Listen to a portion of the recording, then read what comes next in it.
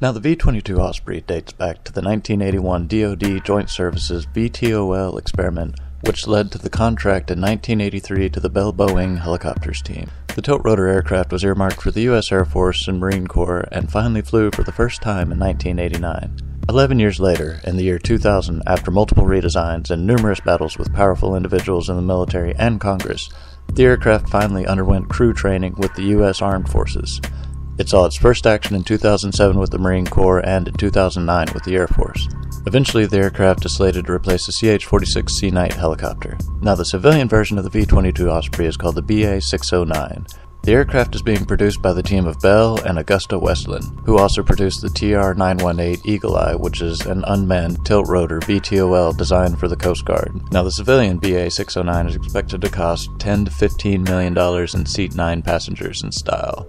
Now, this RC version sells for considerably less at about $35. I picked this one up on eBay. It flies pretty fast and it helps to have a little space, but you can add some weight to the back to slow it down for close quarters flight.